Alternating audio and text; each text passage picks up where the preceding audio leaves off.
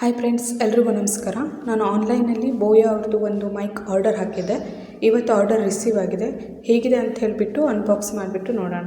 Review ಎಲ್ಲ check ಮಾಡಿದಾಗ ಈ ಮೈಕಿಂದು ರಿವ್ಯೂ ಒಳ್ಳೆಯೇ ಇತ್ತು. ಅದಕ್ಕೆ ನಾನು ಈ ಮೈಕನ್ನು ಪರ್ಚೇಸ್ ಮಾಡಿದ್ದು. ನಾನಿದನ್ನು 811 ರುಪೀಸ್ಗೆ ಪರ್ಚೇಸ್ ಮಾಡಿದ್ದು. ಲಿಂಕ್ ಬೇಕಾದರೆ ಡಿಸ್ಕ್ರಿಪ್ಷನಲ್ಲಿ ಹಾಕಿರ್ತಾನೆ, ಚೆಕ್ ಮಾಡಿ. ನೀವು ಯೂಟ್ಯೂಬರ್ಸ್ಗೆ ಒಳ್ಳೆ ಮೈಕ್ ಅಂತಲೇ ಹೇಳ್ಬೋದು. ನನಗನ್ಸೋ ಪ್ರಕಾರ ಇದು ವರ್ತ್ ಫಾರ್ ಮನಿ ಅಂತ ಅನಿಸುತ್ತೆ. ವಾಯ್ಸ್ ರೆಕಾರ್ಡಿಂಗಿಗೂ ಕೂಡ ಇದು ತುಂಬ ಕಂಫರ್ಟ್ ಫೀಲ್ ಅನಿಸುತ್ತೆ. ಮೊದಲೆಲ್ಲ ನಾನು ಇಯರ್ಫೋನಿಂದನೇ ವಾಯ್ಸ್ ರೆಕಾರ್ಡಿಂಗ್ ಮಾಡ್ತಾಯಿದ್ದೆ.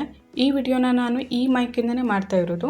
ನಂದು ಓಲ್ಡ್ ವಿಡಿಯೋ ಚೆಕ್ ಮಾಡಿ ನೋಡಿ. ಇಯರ್ಫೋನಿಂದ ಮಾಡ್ತಾ ಇರೋದಕ್ಕೂ ಮತ್ತು ಈ ಮೈಕಿಂದ ಮಾಡ್ತಾ ಇರೋದಕ್ಕೂ ತುಂಬ ಡಿಫ್ರೆನ್ಸ್ ಅನಿಸುತ್ತೆ. ವೈರ್ ಲೆಂತ್ ಕೂಡ ತುಂಬ ಉದ್ದ ಇದೆ ಇದ್ರದ್ದು. ಟ್ರಾವೆಲಿಂಗ್ ಮಾಡ್ತಾ ರೆಕಾರ್ಡಿಂಗ್ ಮಾಡಲಿಕ್ಕೆ ತುಂಬ ಈಸಿ ಆಗ್ಬೋದು ಅನಿಸುತ್ತೆ. ಎಕ್ಸ್ಟ್ರಾ ಒಂದು ವೈಟ್ ಕಲರ್ ಕವರ್ ಇದೆ. ಅದರಲ್ಲಿ ಏನೇನಿದೆ ಅಂತ ನೋಡೋಣ. ಒಂದು ಮೈಕಿಗೆ ಹಾಕಲಿಕ್ಕೆ ಸ್ಪಂಜ್ ಇದೆ, ಒಂದು ಶೆಲ್ ಕೊಟ್ಟಿದ್ದಾರೆ, ಆಮೇಲೆ ಒಂದು ಕ್ಲಿಪ್ ಕೊಟ್ಟಿದ್ದಾರೆ. ಈ ಮೈಕನ್ನು ಯಾವ ರೀತಿ ಯೂಸ್ ಮಾಡೋದು ಅನ್ನೋದನ್ನು ನಾನು ಹೇಳ್ತೇನೆ ನಿಮಗೆ.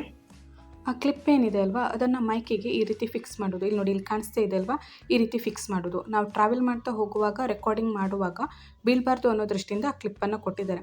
ಸ್ಪಂಜನ್ನು ಈ ರೀತಿ ಮೈಕಿಗೆ ಹಾಕೋದು.